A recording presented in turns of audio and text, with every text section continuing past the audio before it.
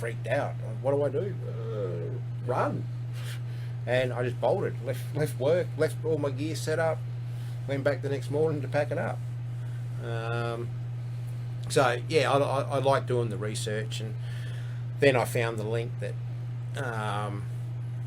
the good nutrition and a healthier lifestyle, is beneficial to mental health and well-being. Okay. So, well, I was on the right track. Looked into that further, and then made the conscious effort to actually start reading the labels on food, because what I thought was healthy came from the health food aisle.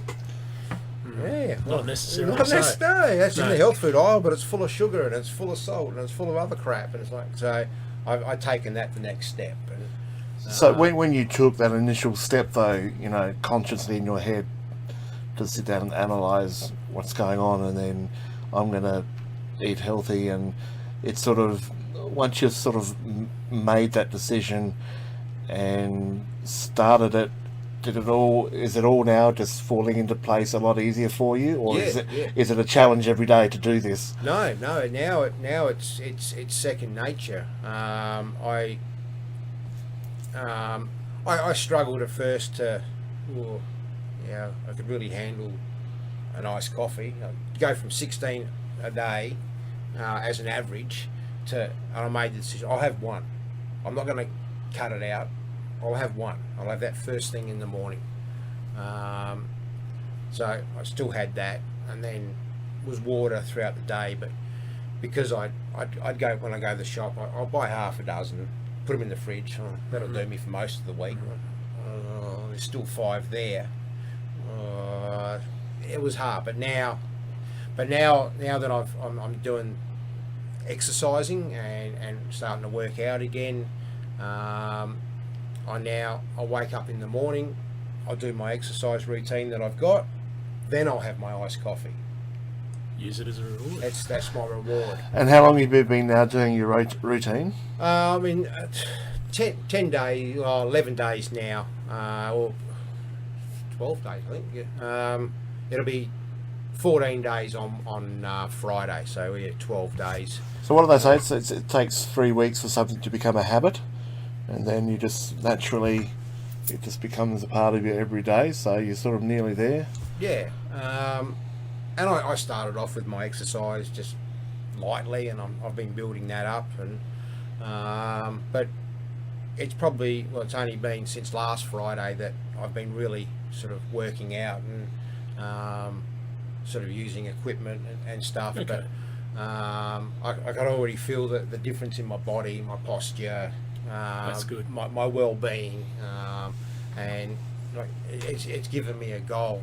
I want to get a shape, and so it's given me a focus point to sort of distract me, I guess, but something to look forward to and to aim for. And if it works, why not? Well, That's a big thing. I'm The battle's half won. It's that taking that first step is just the killer for everyone. Yeah, and that was for me what was the hardest decision to make, was to reach out and get the help. But as it's turned out, it's the best decision I've ever made. Like I said, I've been hiding it for 35 plus years, and I think that's what we're trying to get out from, in particular, with these casts that we're doing, is that we want people to reach out and get help. yeah, it's the best thing you can do. We initially thought, this will be a good blokes program, just try to get blokes talking.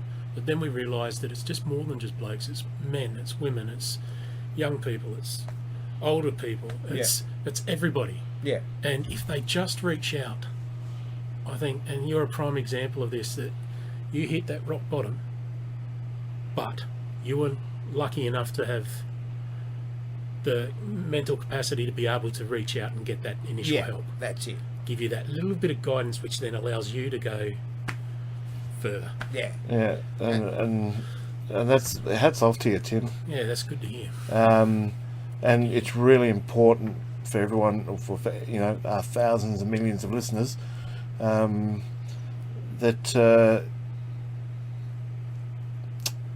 not everyone's going to get the same answer they're looking for from the same source, right? So what Tim's hit the nail on the head is that you don't have to go into an emergency room and worry about losing your shit in front of everyone, because they're going to see, even though you might not think it, you look a mess, and they'll see you look a mess. And it happened to me, it happened to Tim.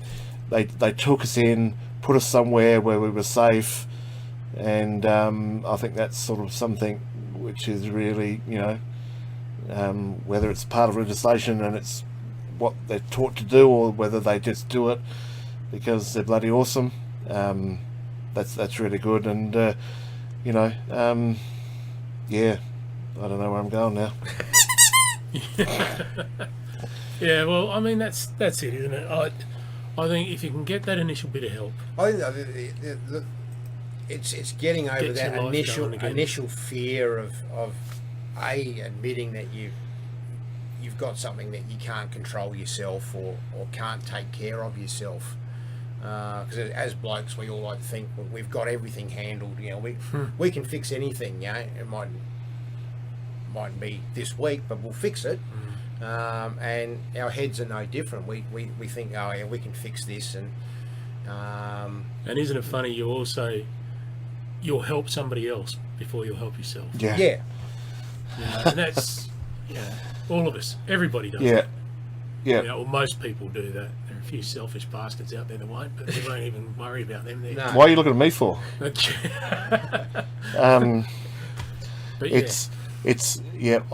When just before I went in, and I said to Charmaine, she said, you've got to go into hospital, you've got to take yourself to hospital. I said to her, but by me doing this, I feel like I've failed. I've lost by going to hospital, and because it's me admitting that I've got a problem, and that was a big thing for me. Look, everyone's gonna have different thoughts and views on it all. We are all different, and different people will take different things away from what they're hearing tonight. But I think we've just got to keep the story going, and just this is why I'm always willing to tell my story wherever I am, because you never know who's listening in the background. And the thing I found too, by I don't know how you feel about it, or you feel about it, but by me telling my story and getting it out there, it's also taking a lot of weight off of my shoulders and making me feel better, that I'm not hiding this anymore. I've been hiding this for too long. It's tiring. It's constantly eating at you, and is somebody going to find out? Is somebody going to think badly of me? I don't know. It's like you're constantly looking over your shoulder, trying to hide this, and you don't need to. no. And I put a post on Facebook when it was the Saturday night that I had to work. I came home and I was a mess. I still hadn't seen doctors yet. I'd already presented at the hospital, but I hadn't seen the GP. I hadn't seen the psychologist yet. Yeah, it's that in between. That in between time where I'm constantly on the phone to the crisis line, just I guess someone to listen to. Yes. Not feeling alone And not burdening other people that you already know Yeah. of your issues. And I just started writing down. I don't know what made me think of it. I just started writing down thoughts, feelings, what was going on, the best that I could understand. And I ended up filling half a dozen full pages of just gibberish. And then I started focusing on it, and I rewrote it. It almost sort of sounds like a story. Would that make a good Facebook post? So I sort of looked at it and reworded it and sort of changed a little bit, and I actually sat there and I wrote it out. Threw it up there. Yeah. But I wasn't intending to post. I don't think it was more just the going through the I think it's the motion. therapy Going Mm, through the, getting it out there. of Yeah. actually getting it out there. You don't expect anybody to read that sort of thing, So- but if you don't do it, yeah, then something within you then builds up and builds up. And whether you tell your story or whether you write your feel the story, it's coming out of here, and you've set it free. that's it. And I put it. I typed it all out. I hadn't hit post yet, and I'm hovering over that blue Yeah, button. I've done that before. And I'm thinking, this could go one or two ways. This is either going to be the best thing I've ever done, or it's going to bite me in the arse. Well, big people are time. going to say, "What shit has he been smoking?" Yeah. Right? But I sat there and it just, well, I really don't want to live. So how much worse can me putting this out there actually get? And I just hit send. And as soon as I hit that blue button, this weight that lifted off my shoulders was incredible. It was like, what just happened? And I actually fell asleep in the chair. Shortly after, I don't know how long. Your stress levels must have just gone. They just the weight that burden that I've been carrying around for 35 plus years was just gone, and wow, where did that go? And I woke up the next morning and oh crap, that's right, I did that. And I went and had a look at the phone, and there was literally at that point like 86 comments on the post, every one of them positive. That's good. And then there was text messages, voice messages, messenger messages, emails. I had comments from people that I don't even know, got no mutual friends. Like, how the hell did these people even see this? And every one of them being positive and encouraging and supportive. And it's like, wow, that was a good idea. But you know what? It's you don't know who's watching you until you do something like that, and then you see, you know, we just forget and just become obsolete with Facebook. And look, I don't like social media, and I know I'm using a platform to get my word across, but you know, it's the way it is to get my word across, and purely. I think most blokes around our age would probably say we're not really that keen No, on social media. no. And yet And- we use it. And I saw this today, right? Now, this is a post by Russell Brand, and it says, society is collapsing and people are starting to recognise that the reason they feel like they're mentally ill is that they're living in a system that's not designed to suit the human spirit. Now, that resonated with me. You know, we're living in an artificial world. Everything's artificial. We're using all this, you know, we're using filters to make ourselves look thinner and prettier and better. I'm not. No, I don't. I don't think they've invented the app that's big enough to Unfortunately, accommodate this is that. all natural. That takes a lot of RAM to do.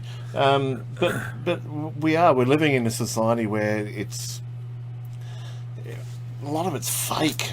Yeah, well, you know yourself. You know, when you post something, you're only posting the good on Facebook. You're not posting the ugliness. You're not posting. No, Yeah. I try not to. Yeah. You don't take a photo of the crap meal you're about to eat. It's always the perfect meal that's just been served up in front of you. So you're portraying. Everyone's portraying themselves living this perfect life, and then you see other people are sitting back, look, oh, my life's so crap compared Yeah. to that.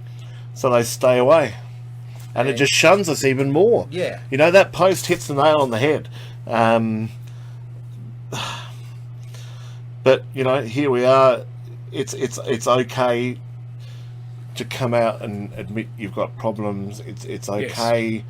You know, problem shared is a problem halved. And you look, know- not a lot of people won't share it with friends or family. No. All right, and that's understandable. It's okay if you don't feel confident enough to do that. And, But for and God's it's sake, some- please reach out to somebody else. Yeah, because some people feel more at home speaking to a complete stranger than, and I know this to be true because I've not crossed the globe, but come by someone who was at the end of his line, and no one in his family, no one in his community knew, and basically